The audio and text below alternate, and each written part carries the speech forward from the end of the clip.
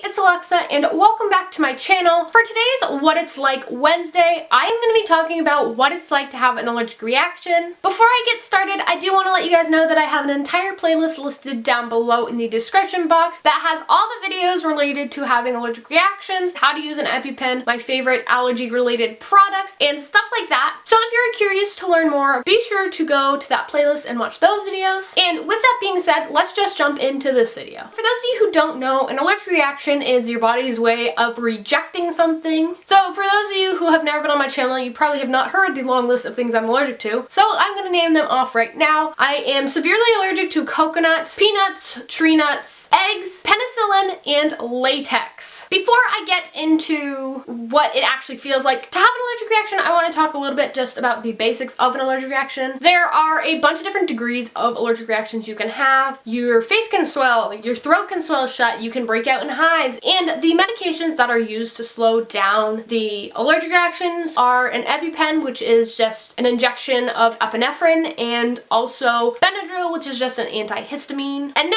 I'm going to talk about what it's actually like to have an allergic reaction. So as someone who has had multiple allergic reactions, having an allergic reaction is really scary. I'm not going to lie to you guys at all in this video. I'm going to be really honest and upfront with you guys and tell it how it is. However, there are things you can do to kind of prevent allergic reactions, make them less scary and stuff like that, and I will go into that afterwards. So be sure to stick around for that. One of my scariest allergic reactions was my first ever allergic reaction back when I was 11 years old and in the 6th grade. Basically, what had happened was I had a severe allergic reaction to nuts, and I had a delayed reaction. And it is exactly what it sounds like. It was a delayed reaction. It didn't happen instantly. It took a few hours for it to happen. So basically, I had gone to bed that night and I was perfectly fine. And I woke up at around 11 and I felt funny. I couldn't really open my eyes. And at the time, I had had this huge mirror right on this back wall, and my bed was turned this way, and over there I have a light switch. I flipped the light switch on and I sat up to look in the mirror that was right next to my bed. And I looked in the mirror and my eyes were almost completely swollen shut, my nose was swelled up, my lips were swelled up, and it looked like I had gotten like 50 lip injections in the same day. I was young at the time. I was 11. I had never had anything happen like this before in my life. I had never been allergic to anything other than penicillin, which we found out when I was a baby. So I have never had an allergic reaction to it since then because it's on my medical records that I'm allergic to it, so they don't give it to me. So this was my first time dealing with something like this. And so I was looking at myself in the mirror and I was like, well, maybe this is a dream. So I decided to turn off the light, lay back down, and try to go back to bed. That didn't happen. I couldn't fall back asleep. I was scared. I didn't know what to do. So I called for my mom and I said, Mom, I can't open my eyes. My mom shot up out of bed and came in and took one look at me, and I looked nothing like myself whatsoever. So we drove to the hospital and they checked us in, and because I wasn't having issues breathing at the time, we still had to wait in the waiting room, and we ended up waiting a couple hours. And then finally I got seen and they basically loaded me up with a crap ton of Benadryl and an EpiPen. And that's when I first got my prescription for an EpiPen. And out of the allergic reactions I've had, that is probably one of the scariest because it was my first, and because of everything that had happened, it was all so new. And so basically it is really scary having an allergic reaction. I'm not gonna lie, and I'm not gonna lie, having to use an EpiPen hurts like no other. However, I'm gonna give you guys a couple tips and tricks to make